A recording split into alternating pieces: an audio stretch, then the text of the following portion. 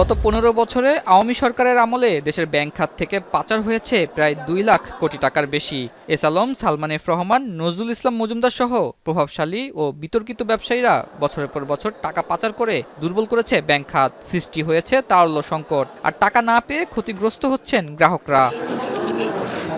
এমন অবস্থায় ৫ আগস্ট শেখ হাসিনা সরকারের পতনের পর দায়িত্ব নিয়ে পাচার হওয়া অর্থ ফিরিয়ে আনার কথা জানান অর্থ উপদেষ্টা ও গভর্নর। এজন্য সরকারের সাথে কাজ করা শুরু করে ইউরোপীয় ইউনিয়ন। তৈরি করা হয় রোডম্যাপ। এরই প্রেক্ষিতে যেসব ব্যাংক থেকে অর্থ পাচার হয়েছে সেগুলোর শীর্ষ কর্তা ব্যক্তিদের সাথে বৃহস্পতিবার বিকেলে বৈঠকে বসে বিশ্বব্যাংক, ইউরোপীয় ইউনিয়নের ট্রেজারি প্রতিনিধি দল ও গভর্নর।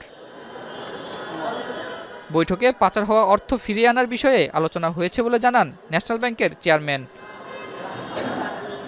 তবে ব্যাংক পুনর্গঠন বা সংস্কারের বিষয়ে কোনো আলোচনা হয়নি বলে জানান তিনি। ওই যারা বিদেশে টাকা নিয়ে গেছে ওটা কিভাবে রিকভারি করবে ওটা নিয়ে কথা হয়েছে। আমাদের বাংলাদেশে ব্যাংক নিয়ে কোনো কথাই হয় না, ব্যাংকের সমস্যা নিয়ে কোনো কথা হয় না।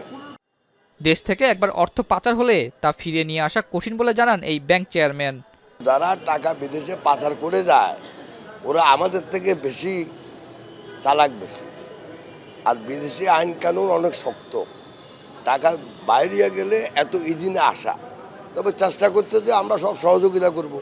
ইউক্রেনে পাচার হওয়া অর্থ ফিরিয়ে নিয়ে আসার নজির রয়েছে, তাই সদিচ্ছা ও সঠিক পরিকল্পনা থাকলে দেশের পাচার হওয়া অর্থ ফিরিয়ে আনা সম্ভব বলে মনে করেন ব্যাংক মালিকরা। আতাউর নিয়ন, এখন, ঢাকা।